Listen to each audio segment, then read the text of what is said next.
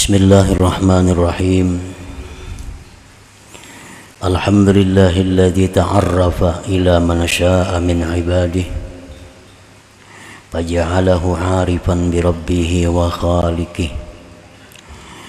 Ashhadu an la ilaha illallah wahdahu la syarika lahu bi dzatihi wa sifatihi wa af'alihi. Wa ashhadu anna sayyidana Muhammadan abduhu wa rasuluhu wa khairu ubadih. Sallallahu wa sallam ala man jaa bi risalatihi wa ahkamih. Sayyidina wa maulana Muhammadin afdali ahbabih. Wa ala alihi wa sahbihi wa dhurriyyatihi wa atba'ih. Salatu wa salaman daimaini mutalazimaini ila yaumil liqa'ih, amma ba'du. Yang kita hormati dan kita cintai para habaib dan para alim ulama, para muhibbin, hadirin, hadirat rahimakumullah. Pertama-tama kita mengucapkan, memanjatkan puji dan syukur kehadirat Allah Subhanahu wa ta'ala, yang mana dengan hidayah, taufik dan inayah kita pada malam ini kembali dapat berkumpul di majlis yang penuh berkah dan rahmah ini. Salawat dan salam kita tujukan kepada junjungan kita Rasulullah Nabi besar Muhammad sallallahu alaihi wasallam, dan kepada seluruh keluarga, para sahabat, zuriat dan para pengikut beliau sampai hari kiamat nanti. Para muhibbin rahimakumullah, al-hikmatul khamisatu wa sab'un minal hikam al-Ata'iyah. Qala al-Imam Ahmad ibnu Athaillah Sakandari rahimahullah wa nafa'ana bi'ulumihi wa asrarih.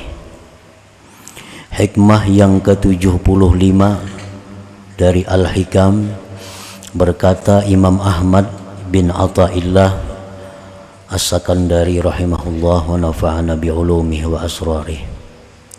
Mal 'arifu man idza asyara wajadal haqqa aqraba ilaihi min isyaratih, balil 'arifu man la isyarata lahu li fanaihi bi wujudih wa intiwaihi bi syuhudih. Yang artinya, bukanlah orang yang arif orang yang apabila mengisyaratkan maka dia menemui atau mendapati akan Allah lebih dekat kepadanya daripada isyaratnya itu. Bahkan orang yang arif itu adalah orang yang tidak ada isyarah baginya, karena panaknya dia pada wujud Allah dan terhapusnya dia pada menyaksikan Allah Subhanahu wa ta'ala. Nah, itulah terjemah dari hikmah yang ke-75 ini. Laisal 'ariful kamilu man idza asyara ila syai'in wajadallaha aqraba ilaihi min isyaratihi bi an kana Allahu hadiran ma'ah lam yagib anhu bal huwa mulahizuhu bi isyaratihi aqraba ilaihi minha.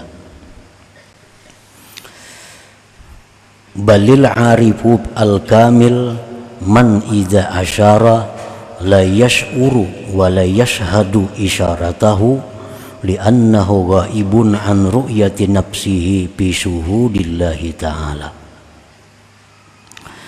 Penjelasan dari hikmah yang ke-75 ini, bukanlah orang yang arif yang sempurna, Karena orang arif ini ada permulaannya, ada pertengahannya, ada yang sempurna. Ada orang yang arif masih dalam bidayah, masih dalam permulaan. Ada orang yang arif sudah wusta pertengahan. Ada orang yang arif sudah sampai di puncaknya atau di ujungnya. Bukanlah orang yang arif yang sempurna orang yang apabila mengisyarat kepada sesuatu dia merasakan Allah itu lebih dekat kepadanya daripada isyaratnya itu.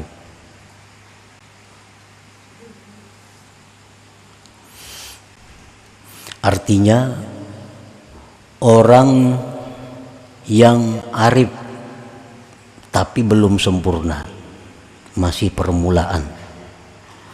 Orang ini orang yang merasakan keberadaan Allah itu lebih dekat kepada dirinya dari segala sesuatu. Dia merasakan adanya Allah itu lebih dekat kepada dirinya dari tiap-tiap sesuatu. Bahkan andai kata dia mengisyarat kepada sesuatu, maka dia merasakan Allah itu lebih dekat kepadanya dari isyaratnya itu. Nah, ini orang yang arif permulaan, bukan arif yang sempurna.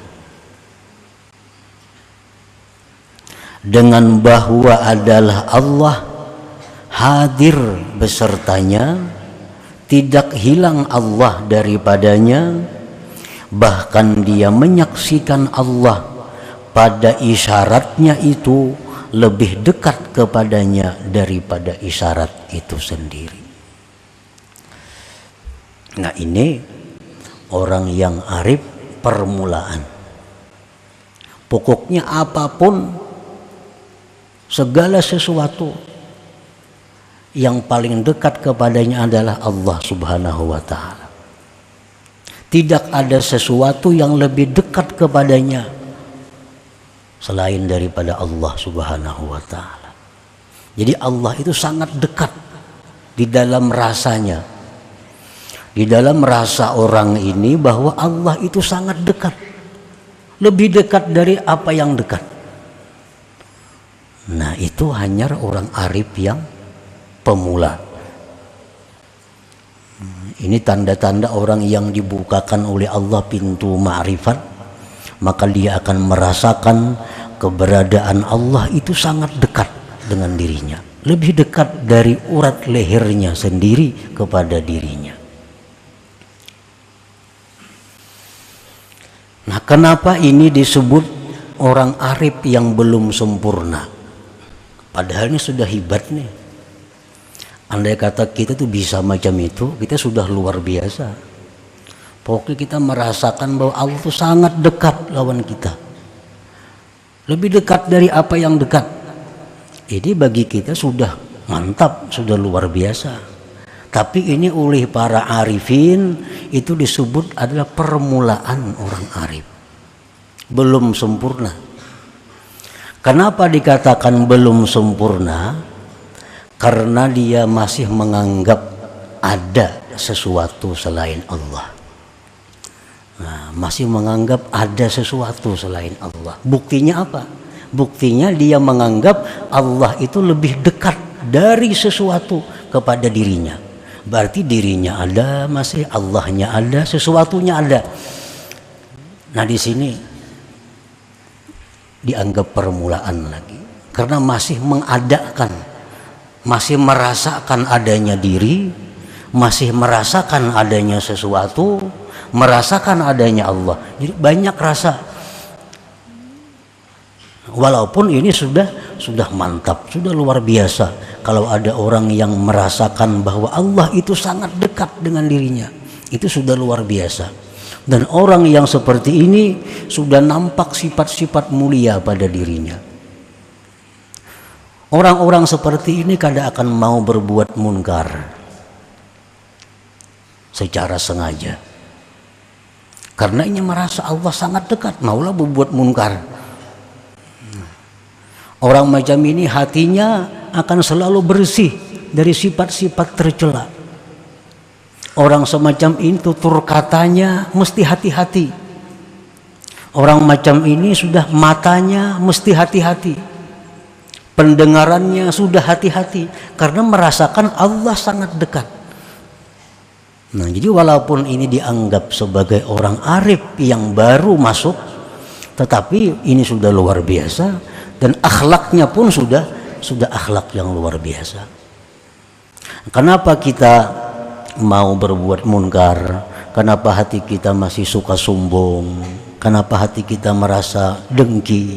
Karena kita kadang merasakan dekatnya Allah itu. Itu sebabnya.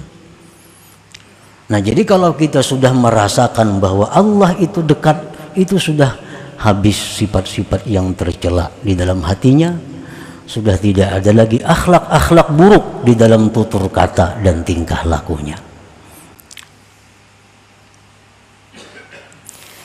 Balil ariful kamil man idza asyara la yash'uru wa la yashhadu isyaratahu li'annahu ghaibun an ru'yati nafsihi fi syuhudillahi ta'ala. Bahkan orang arif yang sempurna itu, orang arif yang berada di puncak makrifat itu, ialah orang yang apabila dia mengisyaratkan kepada sesuatu, dia tidak merasa, tidak menyaksikan isyaratnya sendiri. Karena dia hilang daripada melihat dirinya dalam musyahadah kepada Allah Subhanahu wa ta'ala. Nah, jadi orang nang bujur-bujur makrifat di puncaknya itu, ini kadang melihat lagi, kadang merasa lagi ada sesuatu selain Allah. Nah, alahan pada dekat lagi nih tuh. Nang tadi dekat, ini kadang melihat lagi nang lainnya selain daripada Allah. Kadang merasa lagi ada yang lain itu selain dari Allah. Kadang merasakan adanya dirinya sendiri. Nah, ini orang yang arif yang berada di puncaknya itu. Nah, para muhibbin rahimakumullah. Jadi palil arif salasu halah. Orang arif ini ada tiga keadaannya. Ada tiga keadaannya. Al-ula yang pertama at-tafriqah ngarannya. Tafriqah. Tafriqah ini bi ay yashhadal asya lillah wa yashhadallahu aqraba ilaih min kulli syai. Keadaan orang arif yang pertama, orang yang menyaksikan sesuatu itu milik Allah. Sesuatu itu miliknya Allah, dan dia menyaksikan Allah itu sangat dekat kepada sesuatu itu, lebih dekat dari yang paling dekat. Nah, ini orang arif yang pertama. Ya, tadi sebabnya kenapa ini dikatakan masih pemula, karena orang ini masih banyak rasa selain Allah. Dia masih merasa ada dirinya, dia masih merasa ada sesuatu, dia merasa Allah itu ada. Nah, masih banyak rasa-rasa itu. Walaupun dia merasakan Allah Ta'ala itu sangat dekat kepadanya. Nah, di dalam surat Al-Fatihah ini diisyaratkan dengan firman Tuhan, Iyyaka na'budu. Nah, Iyyaka na'budu itu adalah makamnya tafriqah, makamnya orang yang arif yang pertama. Iyyaka na'budu, hanya kepada Engkau kami menyembah. Nah, jadi ada kami, ada Engkau, ada sembah, banyak.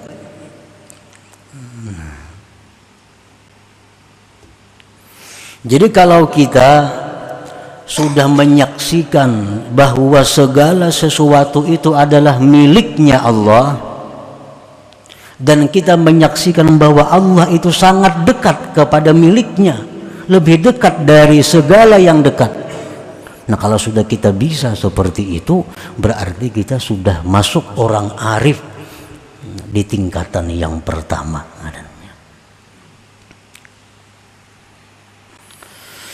As-saniyatu yang kedua, keadaan orang arif itu al-jam'u, jamak. Jamak ini bi ayyashhadal asya'a billah, bahwa dia menyaksikan sesuatu itu tidak terlepas dari Allah. Menyaksikan sesuatu itu tidak terlepas dari Allah. Ini disebut dalam surat Fatihah, wa iyyaka nasta'in.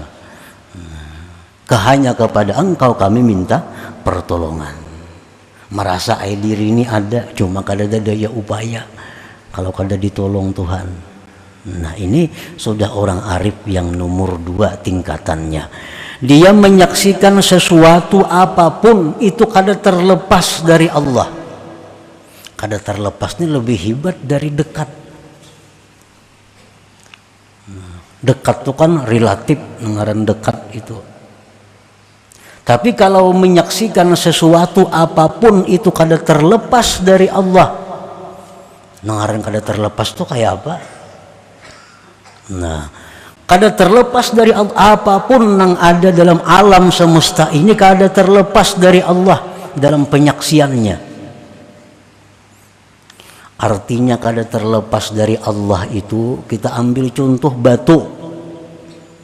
Kita pandang batu itu kada terlepas dari Allah, dari kudratnya Allah.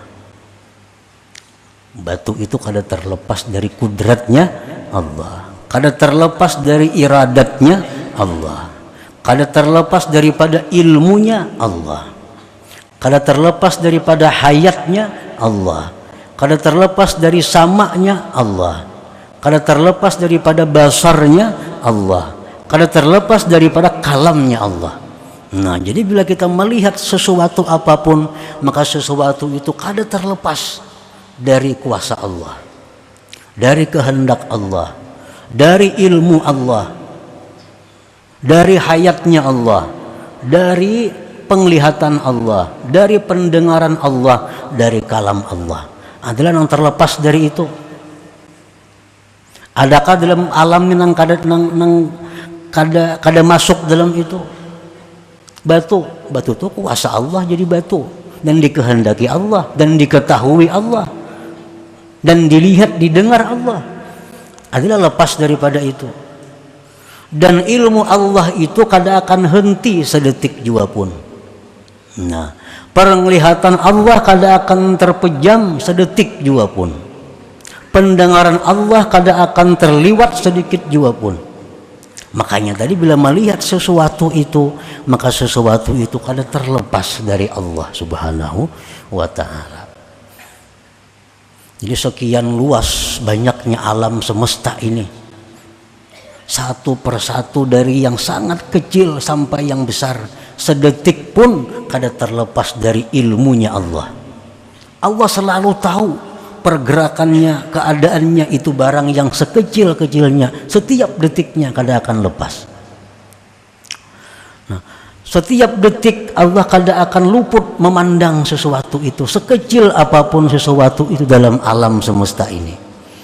Nah, jadi adalah yang lepas daripada Allah, kada ada yang lepasnya dari Allah. Nah, jadi kalau kita melihat sesuatu, kita ingat lawan Allah, karena itu kada lepas dari Allah.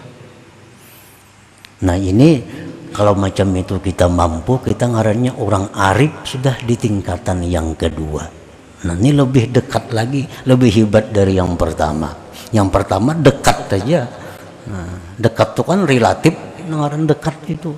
Ada ini kada terlepas. Nah, ngaran kada terlepas itu kayak apa?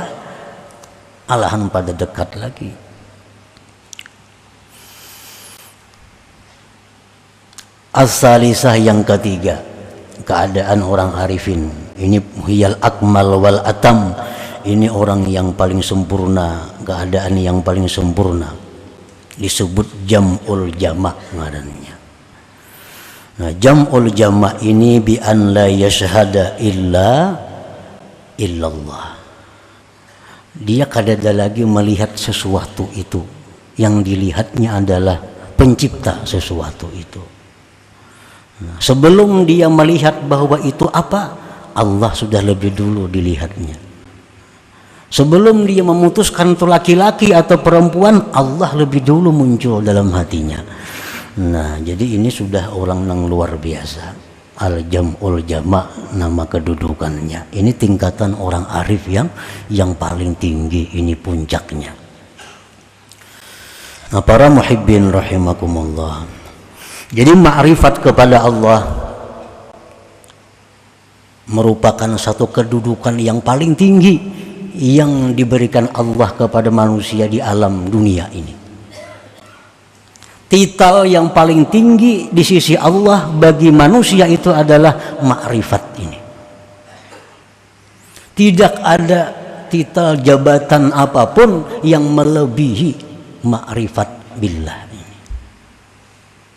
Nah, karena saking hebatnya kedudukan yang namanya ma'rifat itu, karena saking mulianya, hebatnya, mantapnya kedudukan ma'rifat itu, hanya sedikit sekali manusia yang ingin mencapainya. Sedikit orang yang hendak ke situ.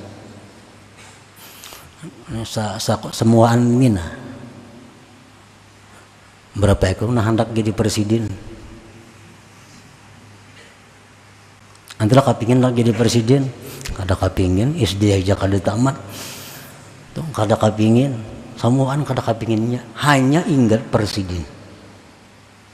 Nah, hanya orang-orang tertentu yang hanya ingin menjadi presiden itu.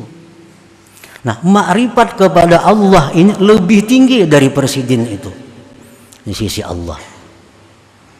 Nah, jadi tidak ingin memiliki jabatan ma'rifatullah kecuali memang orang-orang yang cita-citanya itu lebih tinggi dari bintang suraya.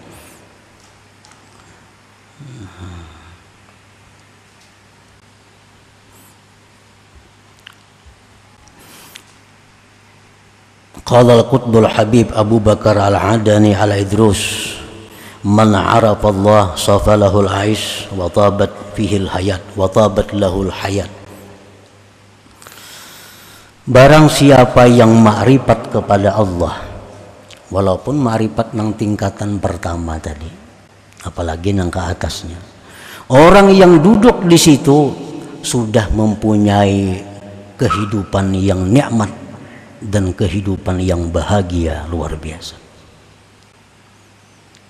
Orang yang duduk di makam ma'rifat itu, walaupun ma'rifat yang paling rendah, dia sudah merasakan betapa bahagianya hidup ini. Orang bahagia dengan harta kada apa-apanya, sebab harta habis. Hartanya kada habis, kitanya nang habis.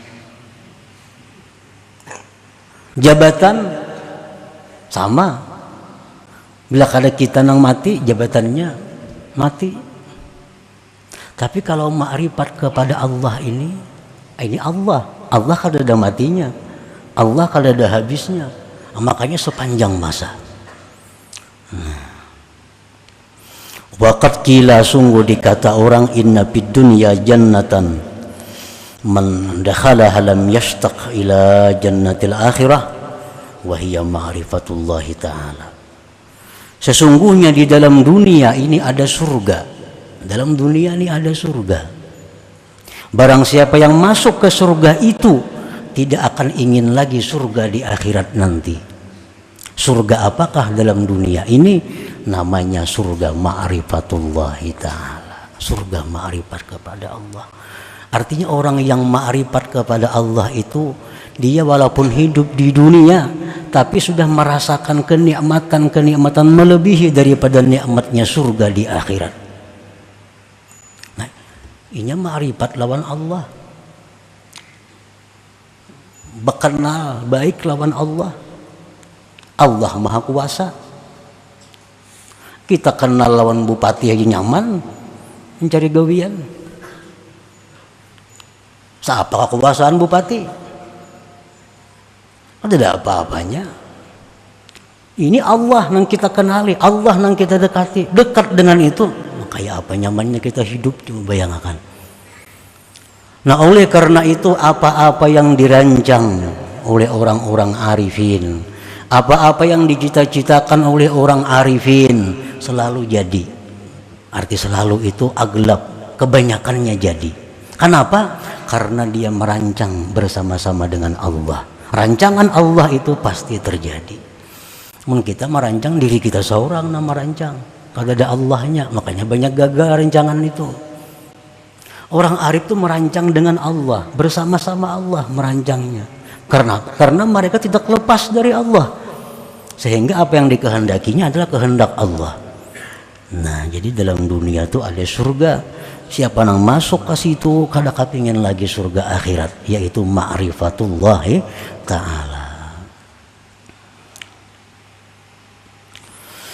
Wala budda liman arada ma'rifatallah min ta'allumil ilmin nafi'il ladzi yu'addi bihi al-ibadat wa ya'rifu bihi sifatin nafsil batinah wa yuqaddimu qabla al-jami' ma'rifata aqidati ahli sunnah wal jamaah liya'rifa bihi ma yajibu lillah wa ma yastahil wa ma yajuz wa li malaikatihi wa rusulih liyaslama minat tasawwuratil fasidah.